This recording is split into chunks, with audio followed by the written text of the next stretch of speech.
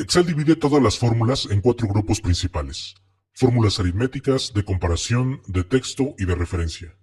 Cada uno de estos grupos tiene su propio conjunto de operadores y se utilizan de una manera muy peculiar, por lo que es importante revisar cada uno de estos grupos. Comenzaremos revisando el grupo de fórmulas aritméticas, que es el tipo de fórmulas más comunes.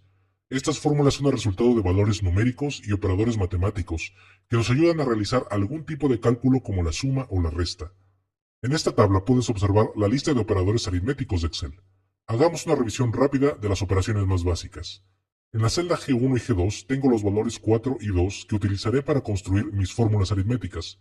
Comenzaré por la suma de ambos valores que se encuentra en la celda G4 y que da como resultado el valor 6. Enseguida tenemos la resta con la fórmula G1 menos G2 obteniendo como resultado el valor 2. La multiplicación de G1 por G2 nos da como resultado 8. Y finalmente la división de G1 entre G2 nos da el valor 2. Estas son las operaciones aritméticas más básicas que podemos realizar con Excel. Ahora revisamos el resto de los operadores aritméticos. La negación es también conocida como el complemento lógico. Si un valor es positivo, la negación lo convertirá en negativo y viceversa. En la celda G9 haré la negación de la celda G1 y como resultado obtendré el valor menos 4. En la celda G10 puedo aplicar la negación sobre el resultado de la celda G9 para obtener un valor positivo. Otro operador aritmético en Excel es la exponenciación, que la expresamos utilizando el carácter circunflejo.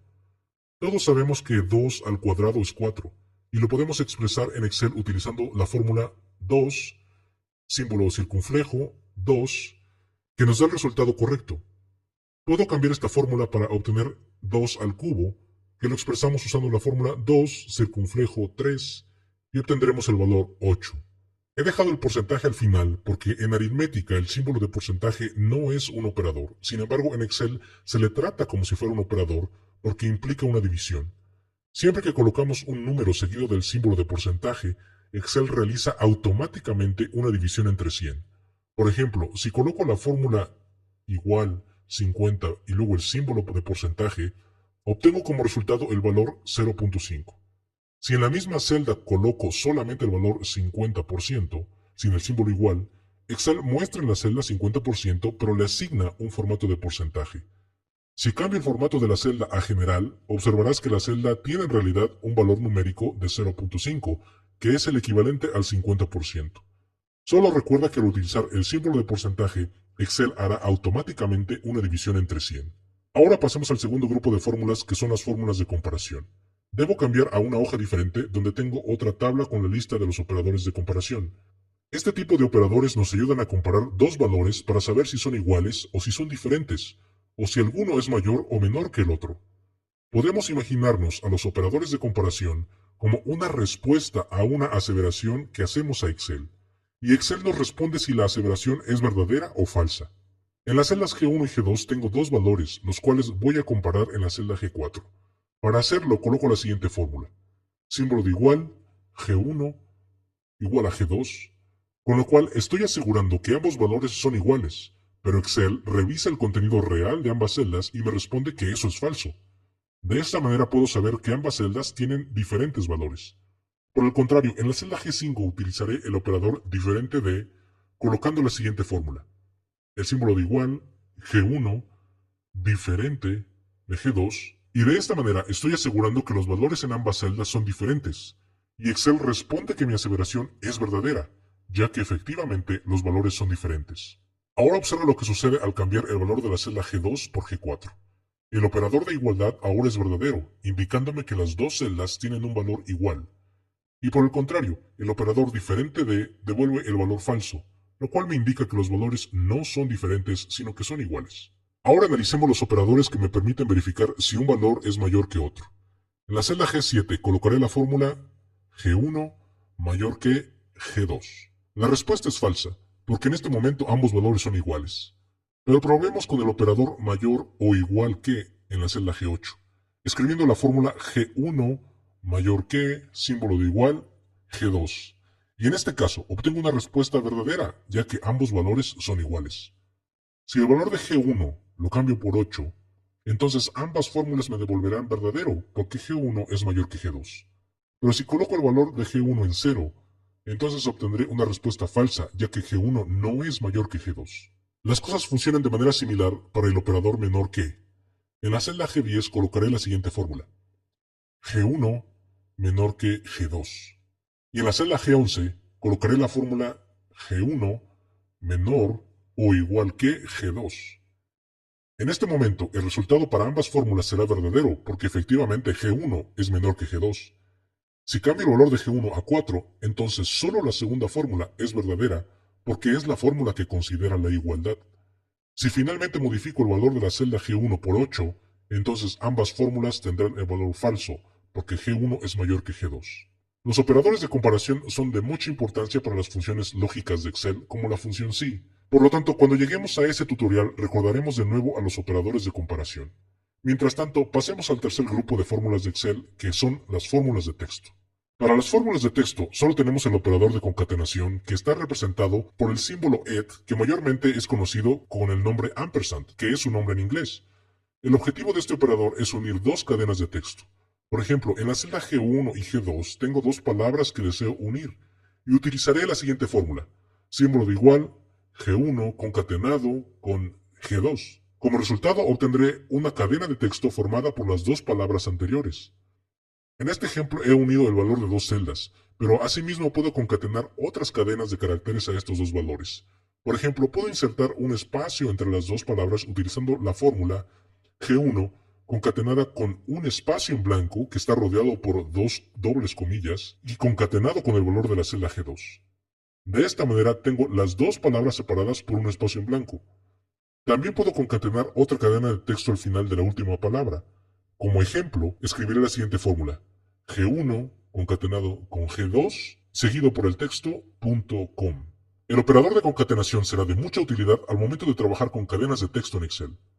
Ahora revisemos el último grupo de fórmulas, que son las fórmulas de referencia, donde tenemos tres operadores: rango, unión e intersección. Los operadores de referencia nos ayudan al momento de trabajar con direcciones de celdas, especialmente cuando deseamos incluir muchas celdas en nuestros cálculos. Para explicar estos operadores utilizaré la función suma, pero recuerda que los operadores de referencia pueden ser utilizados con cualquier otra función de Excel y no necesariamente para la suma. Empezaré recordando que la suma me permite sumar los valores de las celdas especificadas como argumentos de la siguiente manera: suma, abro paréntesis, E1, E2, E3, F1, F2, F3, paréntesis. Con esta fórmula estoy sumando los valores de la columna E y la columna F. El construir esta fórmula no representa mucho problema porque solo debo especificar 6 celdas, pero si tuviera que indicar 50 o 100 celdas, entonces me tomaría un tiempo considerable escribir esta fórmula. Cuando tenemos un grupo de celdas adyacentes que forman un recuadro, es posible indicar ese grupo de celdas utilizando el operador rango. Este operador se usa junto con la dirección de la esquina superior izquierda y la esquina inferior derecha del recuadro de celdas a considerar. Por ejemplo, para sumar las columnas E y F, puedo escribir la siguiente fórmula: símbolo de igual, la función suma, abro paréntesis, E1, dos puntos, F3, paréntesis.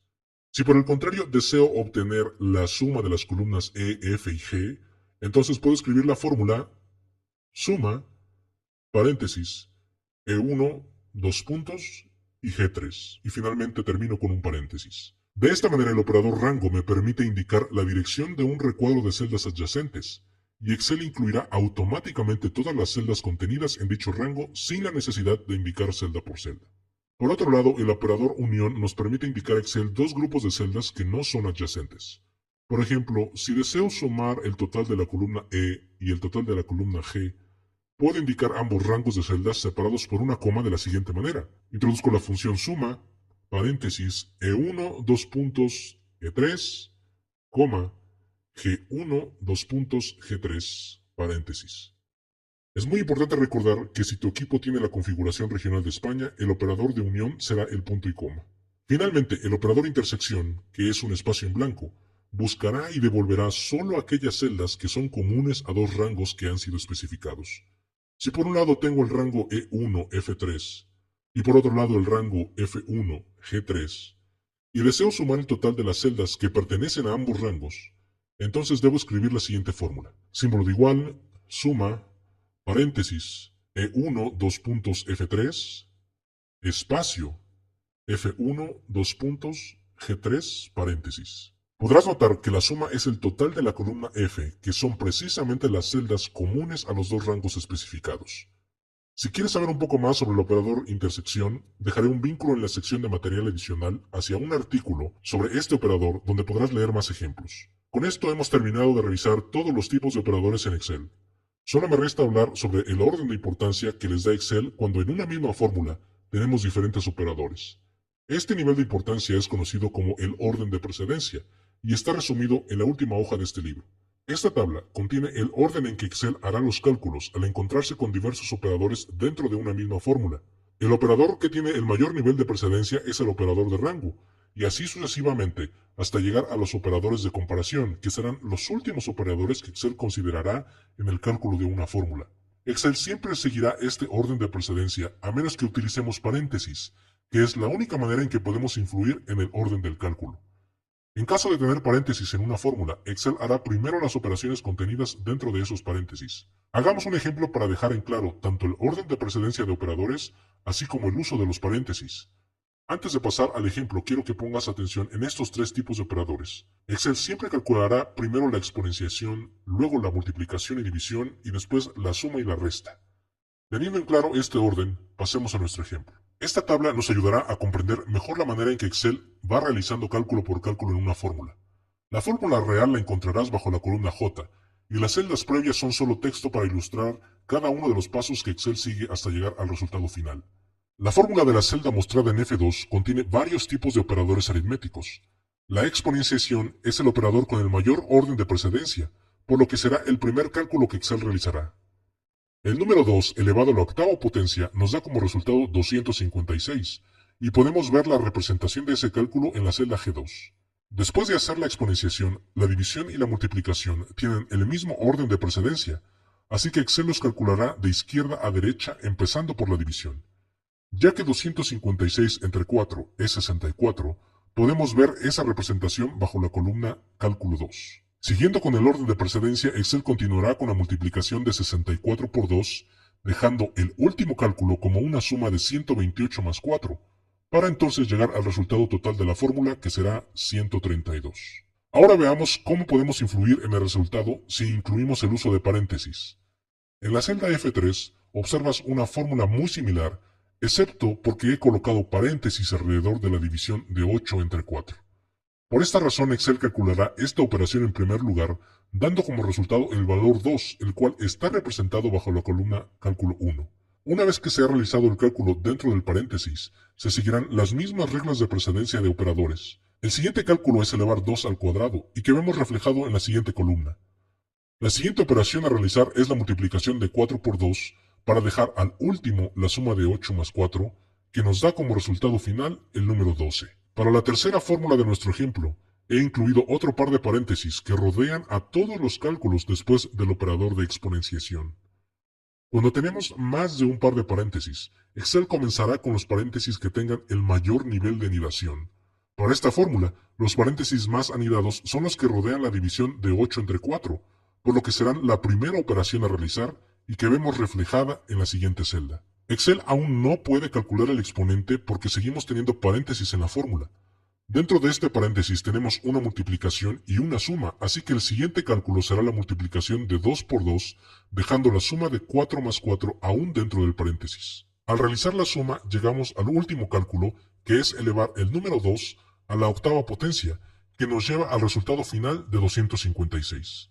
Con este ejemplo puedes ver que aunque la exponenciación era el operador de más alto orden de precedencia en la fórmula, el uso de paréntesis obligó a Excel a calcular el exponente hasta el final. El último ejemplo lo dejaré para que tú lo revises con detenimiento. Solo observa que los paréntesis internos ahora rodean a la operación 2 más 4 y el resultado final es completamente diferente a las demás fórmulas. De esta manera nos queda claro que el uso de paréntesis tiene una influencia directa en el orden que sigue Excel al momento de realizar los cálculos de una fórmula. Esto es todo por esta lección. Antes de concluir, hagamos un resumen de lo que hemos aprendido. El día de hoy revisamos los diferentes tipos de operadores que existen en Excel, que son los operadores aritméticos, de comparación, de texto y de referencia.